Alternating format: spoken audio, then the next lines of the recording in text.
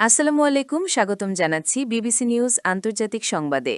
শুরুতেই সংবাদ শিরোনাম, এরপর বিস্তারিত।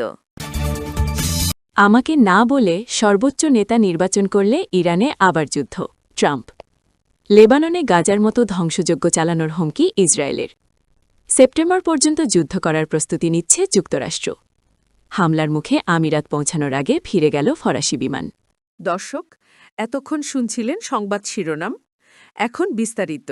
আপনি যদি ইসরায়েলের ধ্বংস চান এবং মুসলিমদের পাশে থাকেন, তাহলে ভিডিওতে লাইক করে চ্যানেলটি অবশ্যই সাবস্ক্রাইব করে দিবেন এবং আপনার মূল্যবান মতামত অবশ্যই কমেন্টে লিখে জানিয়ে দিবেন। এখন বিস্তারিত। আমাকে না বলে সর্বোচ্চ নেতা নির্বাচন করলে ইরানে আবার যুদ্ধ, ট্রাম্প। গণহত্যাকারী ইসরায়েল ও তাদের সহযোগী যুক্তরাষ্ট্র ইরানে একটি অসম যুদ্ধ চাপিয়ে দিয়েছে। তারা ইসলামী প্রজাতন্ত্রের সর্বোচ্চ নেতা আয়াতুল্লাহ আলী খামেনিকেও হত্যা করেছে। এবার নতুন নেতা নির্বাচন প্রক্রিয়ায় যুক্ত হতে চান মার্কিন প্রেসিডেন্ট ডোনাল্ড ট্রাম্প। অ্যাক্সিওসকে দেওয়া এক সাক্ষাৎকারে মার্কিন প্রেসিডেন্ট বলেছেন, ইরানের সর্বোচ্চ নেতার মৃত্যুর পর পরবর্তী নেতা নির্বাচনে তাকে ব্যক্তিগতভাবে যুক্ত হওয়া উচিত বলে তিনি বিশ্বাস করেন। ট্রাম্প বলেন, মার্কিন সম্পৃক্ততা ছাড়া ইরান যদি কোনো উত্তরসূরি নিয়োগের চেষ্টা করে তবে তারা কেবল সময় নষ্ট করছে। লেবাননে গাজার মতো ধ্বংসযজ্ঞ চালানোর হুমকি ইসরায়েলের। গণহত্যাকারী ইসরায়েলের অর্থমন্ত্রী বৈরুতের শহরতলিতে গাজার মতো ধ্বংসযজ্ঞ চালানোর হুঁশিয়ারি দিয়েছেন। ইসরায়েলের উগ্র ডানপন্থী অর্থমন্ত্রী বেজালেল স্মোট্রিচ সতর্ক করেছেন যে বৈরুতের সমগ্র দক্ষিণ শহরতলি, যেখানে শহরের লাখ লাখ দরিদ্র বাসিন্দা বসবাস করেন, গাজার মতো ধ্বংসযজ্ঞের সম্মুখীন হবে।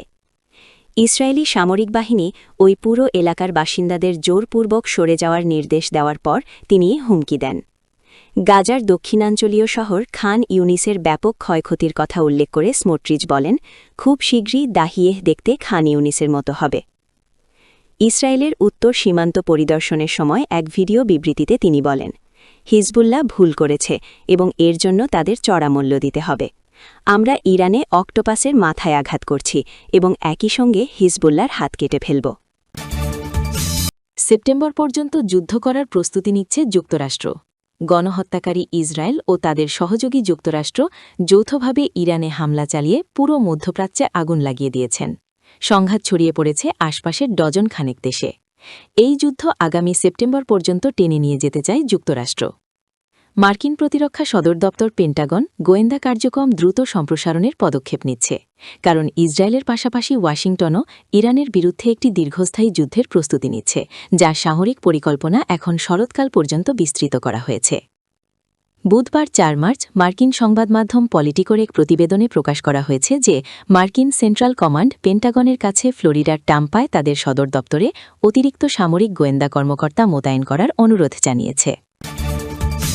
হামলার মুখে আমিরাত পৌঁছানোর আগে ফিরে গেল ফরাসি বিমান। মধ্যপ্রাচ্যে অবস্থানরত নিজ দেশের নাগরিকদের ফিরিয়ে নিতে যাওয়ার পথে ক্ষেপণাস্ত্র হামলার মুখে একটি ফরাসি বিমান মাঝপথ থেকে ফিরে যেতে বাধ্য হয়েছে। ফ্রান্সের পরিবহন মন্ত্রী ফিলিপ তাবারো জানিয়েছেন, এয়ার ফ্রান্সের চার্টার্ড বিমানটি সংযুক্ত আরব আমিরাত ইউএই থেকে ফরাসি নাগরিকদের নিয়ে আসার কথা ছিল। তিনি যুক্ত করেন, বিমানটি মাঝপথ থেকে ফিরে আসার ঘটনাটি ওই অঞ্চলের অস্থিরতা এবং নিরাপদে নাগরিকদের ফিরিয়ে আনার প্রক্রিয়ার জটিলতাকে আরও স্পষ্ট করে তুলেছে। এর আগে গত বৃহস্পতিবার রাতে দুবাইয়ের বাসিন্দাদের ফোনে ইরানের ক্ষেপণাস্ত্র ও ড্রোন হামলার বিষয়ে সতর্কতা বার্তা পাঠানো হয়েছিল, তবে পরবর্তীতে সেই সতর্কতা তুলে নেওয়া হয়। সংযুক্ত আরব আমিরাত কর্তৃপক্ষ জানিয়েছে, বৃহস্পতিবার তারা ইরানের ছোড়া ৬টি ক্ষেপণাস্ত্র এবং ১০০টিরও বেশি ড্রোন প্রতিহত করেছে। এখন পর্যন্ত কোনো প্রাণহানি বা গুরুতর আঘাতের খবর পাওয়া যায়নি।